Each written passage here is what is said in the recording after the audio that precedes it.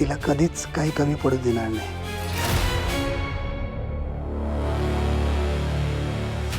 अगं चहा घेतोय.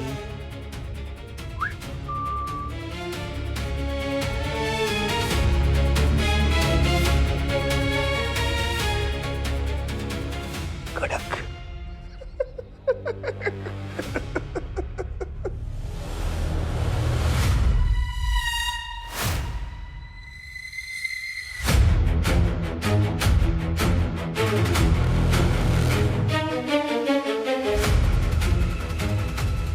मोहनला भेटायचं असेल तर ही साडी नेसून ये.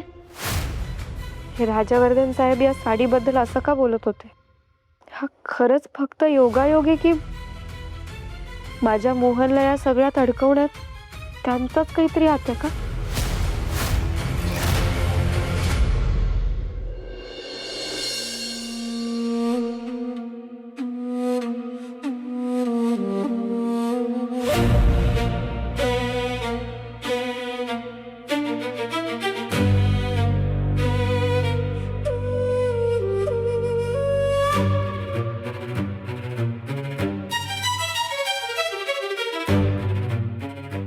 हे सगळं तुम्ही बनवलं?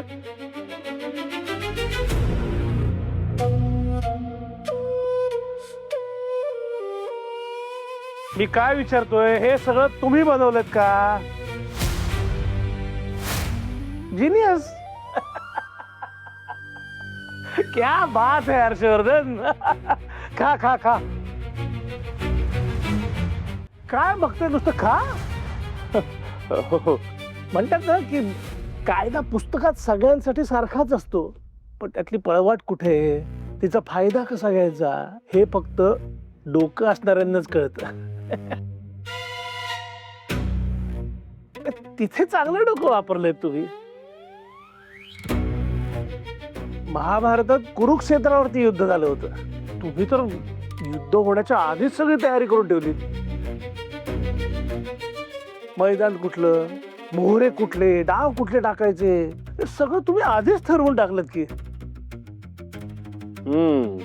तुम्ही तर युद्ध सुरू होण्याच्या आधीच कुरुक्षेत्र आपल्या ताब्यात कसं घ्यायचं याचा प्लॅन केलात ना.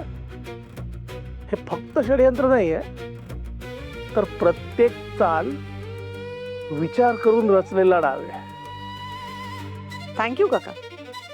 मग आता या सगळ्याची व्हॅल्यू काय आहे बोला.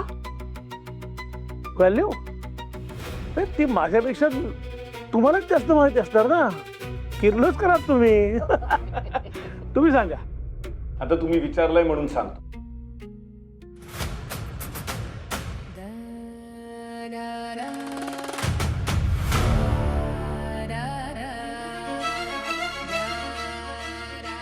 तर हे सगळं आपण नेमकं ताब्यात कसं घ्यायचंय ते कळायला.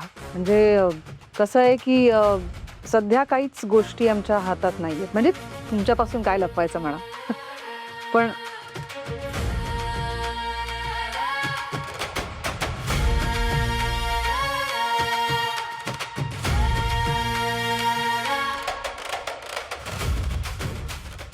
सध्या जरी काही गोष्टी आमच्या हातात नसल्या, तो मार्ग तुम्ही दाखवालच की.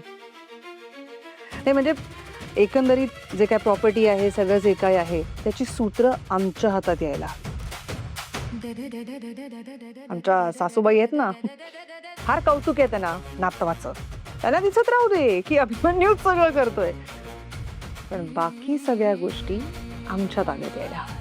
सो किर्लोस्करांची ही सगळी संपत्ती जर आमच्या ताब्यात यायला हवी असेल तर काय लपवायचं, किती लपवायचं आणि योग्य वेळ आल्यावर नेमकं काय बाहेर आणायचं, या सगळ्याचं योग्य प्लॅनिंग आपल्याला करायला हवं.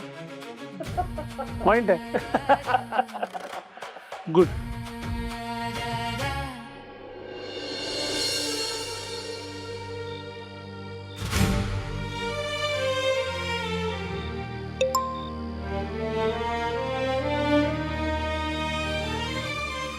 कुठे आहेस? फोन का उचलत नाहीस? वृंदा प्लीज परत ये. हे शालू पण ग, आता हिला तरी कसं समजावू मी? आणि समजवायचं तर यावेळी ऐकण्याची मनस्थिती नाहीये. एकतर इकडे हे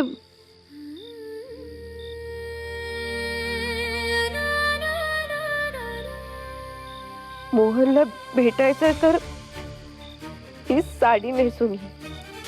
आता फक्त भेटायचं नाहीये मोहन, खूप बोलायचंय मला. इतक्या दिवसात मला जे जे सगळं साधलंय ना ते एकदाच बोलून मोकळं व्हायचंय आणि तुला घेऊन इथून लांब निघून जायचंय कायमच. मोहन, कुठे आहेस तू? अगं किती व्रत करा, उपवास करा, वेळ थांबवू शकलाय का कुणी? ती यायची तेव्हा येणारच आहे. आता परमेश्वराच्या मनात असेल तर उद्या पण येईल का? मोहन